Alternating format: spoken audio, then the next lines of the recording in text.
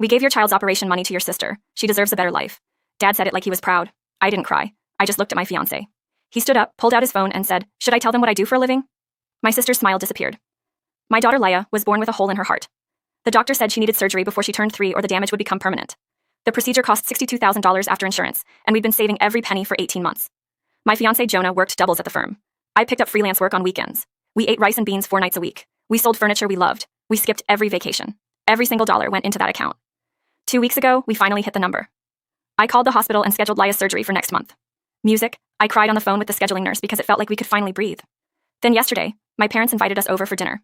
My sister Renata was there, which should have been my first clue, because she lives 3 hours away and never visits without a reason. We sat down, and my dad clinked his glass like he was making a toast. We have wonderful news.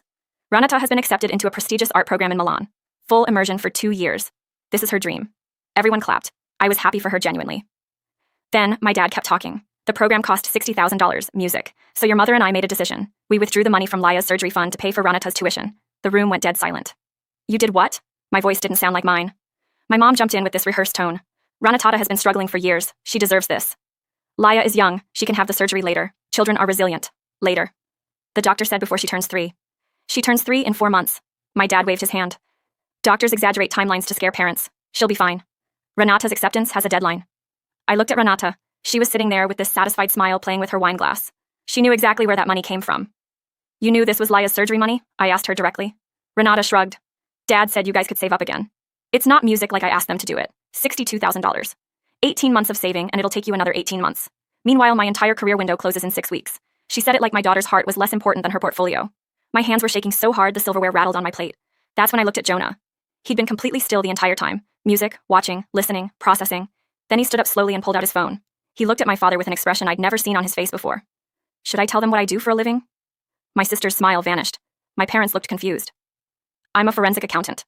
I investigate financial fraud for the federal government. He let music that sink in for a few seconds.